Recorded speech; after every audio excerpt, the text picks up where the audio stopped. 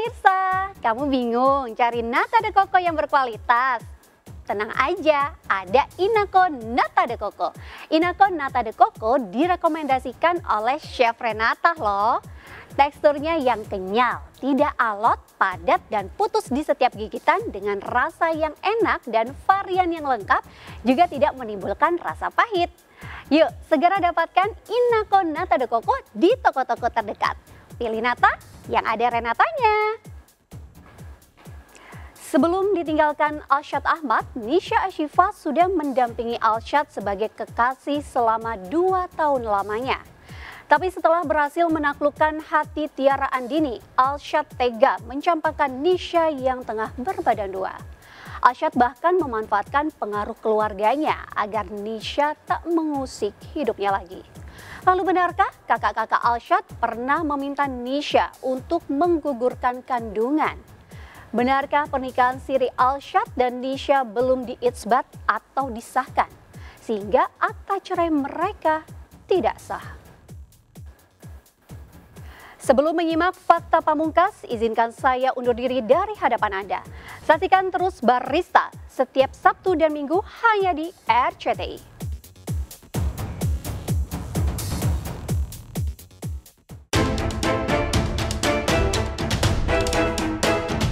Pemirsa, terkuaknya pernikahan Alshad Ahmad dan Nisha Ashifa pasca postingan Nisha di akun Instagramnya semakin membuat publik penasaran tentang kapan dan di mana keduanya melangsungkan pernikahan. Jika sudah menikah, mengapa Raffi Ahmad sepupu Alshad tidak diundang ke pernikahan mereka?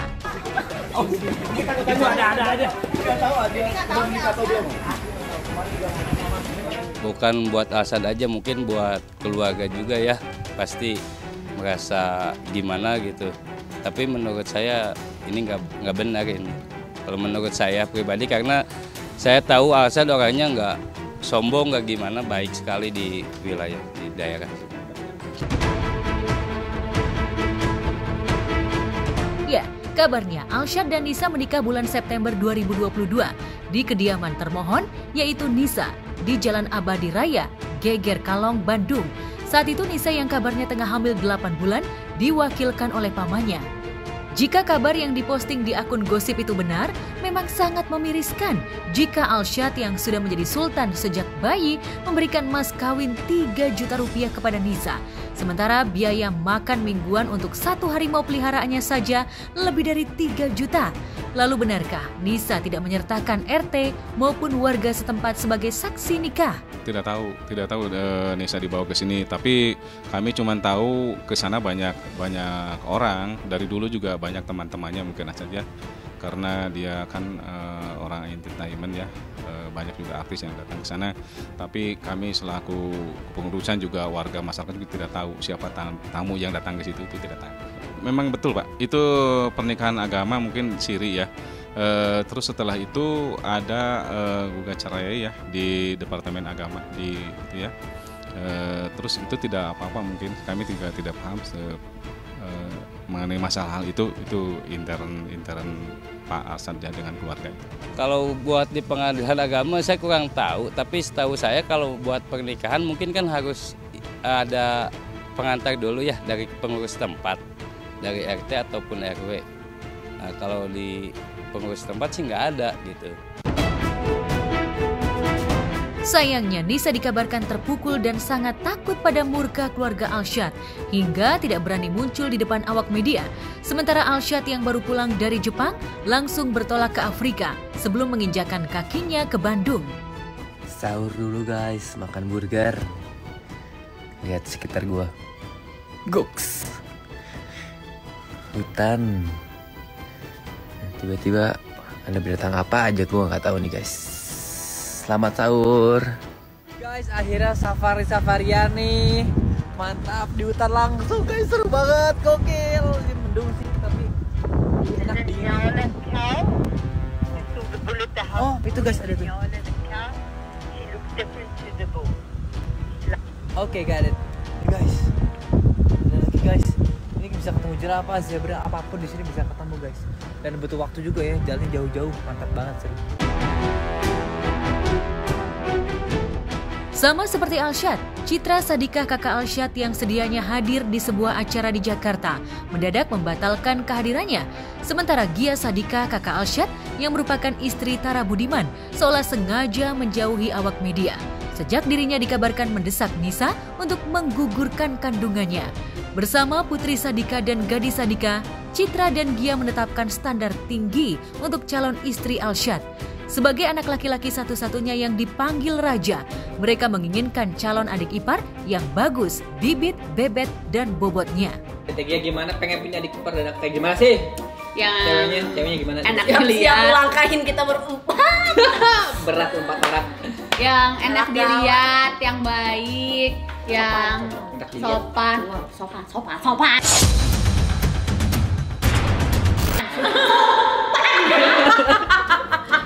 Udah nyalip duluan. Terus udah gitu. Baik, enak dilihat, sopan. Terus yang sayang sama Alsyad tuh yang bener-bener gitu, nggak ngeliat yang lain-lainnya lah. Yang gara-gara Esan aja gitu. Yang gara-gara Eshan gitu. Takutnya cintanya sama Eshan bukan sama kamu, kan bahaya. Bahaya, jangan. Jangan kan? Kita sama dia. Jangan. Oke. Terus yang ya tulus, sayang sama ibu bapak juga nantinya, sayang sama kakak-kakak Alsyad gitu. Oke, ya udah tuh banyak tadi apa aja Apalagi tuh. ya? Tinggal Soleha dong. Yang membawa Alsyad ke yang benar. Wow, mantap Yang banget. pasti yang membawa pengaruh baik untuk Alsyad, menjadikan Alsyad lebih baik lagi, lebih dewasa lagi. Bisa apa ya? Kalau membimbing sih cewek harusnya enggak ya. Cuman bisa membawa, ya bisa Iya, membawa. bisa apa ya? Membawa Alsyad ke arah yang lebih baik lah. Di hati enak, di mata enak gitu yang pasti gitu. Dan harus sayang sama kedua orang tua kita yang jelas selain sama Alsyad. Kalau kita mah ya harus sayang gitu. Tapi ya Jangan yang baik-baik cuman teh belakangannya harus sayangnya Alsyad tuh paling susah melewati pesta Gia sih. Paling banyak komen. ceweknya gini. Jadi aduh gimana ya ini jadi nggak ya gitu. Ini yang membuat labil ini nih.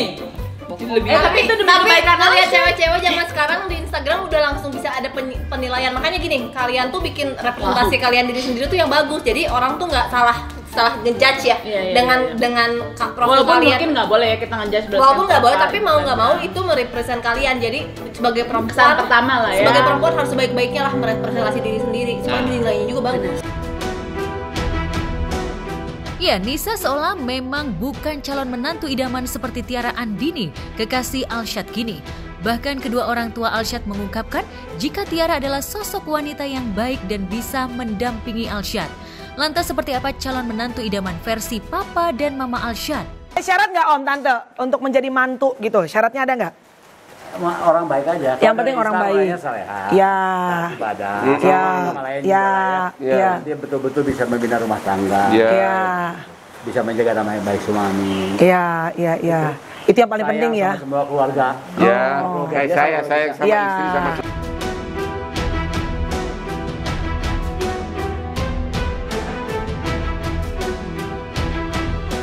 Karena campur tangan keluarga yang menginginkan Alsyad mendapatkan istri terbaik, bisa jadi Nisa memang harus dikorbankan. Nisa, yang setahun lebih tua dari Alsyad, di mata sebagian netizen tidak bisa dibandingkan dengan Tiara.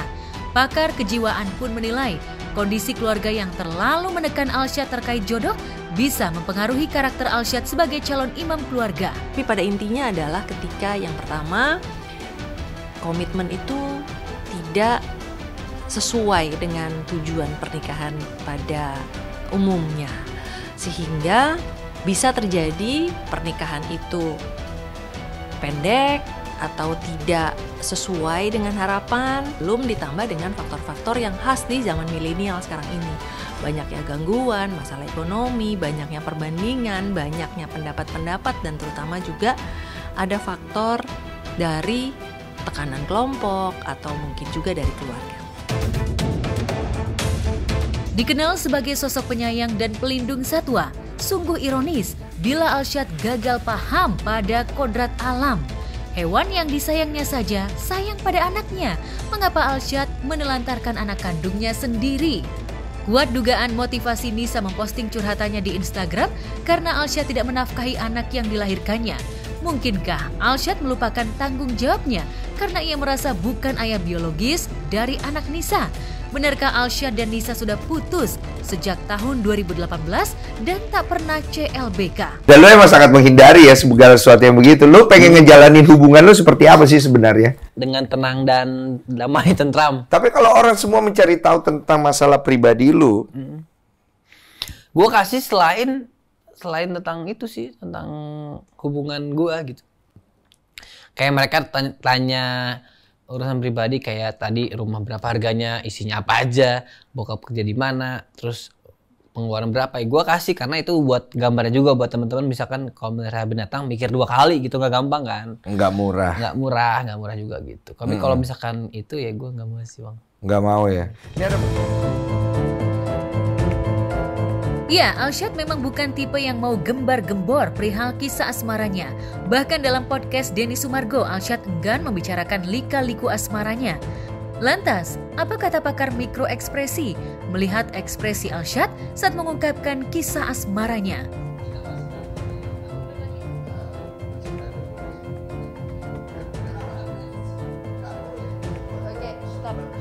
Waktu dia bilang percintaan, jangan Bang.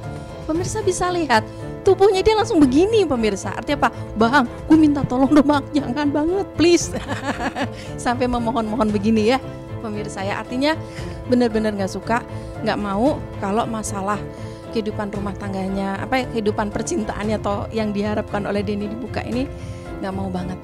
Yang jelas sih ketika orang memohon-mohon banget untuk tidak dibuka, pasti ada hal yang membuat dia tidak nyaman kan. Ditutup-tutupi ya bisa juga ya, karena apa? Karena membuat dia tidak nyaman ya, ada sesuatu di situ yang nggak tahu apa, dia tidak ingin itu terekspos di publik ya. Pemirsa, ketika seseorang dia merasa cemas, nggak nyaman, dia perlu untuk mengeluarkan atau merilis kecemasannya. Nah, caranya tadi untuk begini ya, membuat lingkaran itu kan merilis kecemasan ya, dan uniknya dia bikin lingkaran. Lingkaran itu apa? Itu simbolik. Rumit pemirsa, rumit.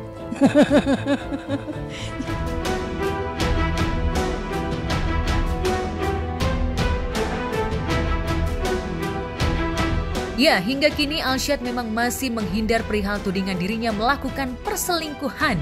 Dalam podcast bersama Ashanti, Alsyad sempat menjawab perihal definisi perselingkuhan dan soal mantan kekasihnya.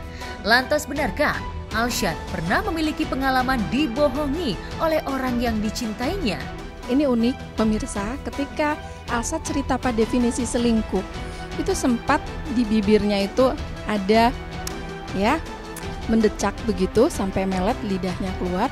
Itu menunjukkan ada suatu perasaan ketidaknyamanan dari seorang Alsyad ketika membicarakan definisi selingkuh itu sendiri.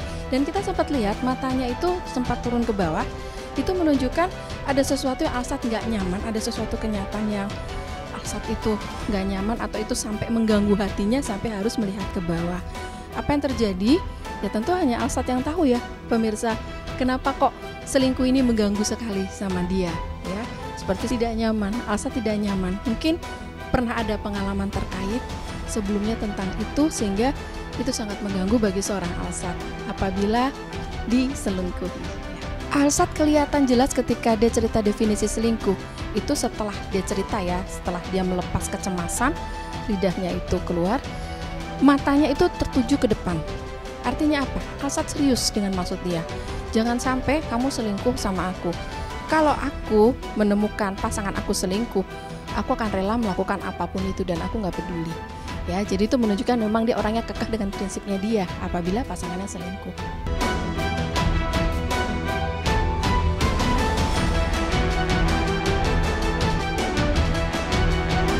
Ya, sebagai public figure, alangkah baiknya Alsyad mampu memberikan contoh yang baik kepada publik dan netizen. Paling tidak, Alsyad bisa meniru Raffi Ahmad sepupunya, tidak pernah berkencan dengan 2 wanita sekaligus dalam waktu bersamaan. Namun apakah Tiara Andini kekasih Alsyad sudah tahu masa lalu Alsyad dengan Nisa? Sebagai sesama wanita, apakah Tiara tidak prihatin pada nasib Nisa dan bayinya? Suruh jadi mantan dia.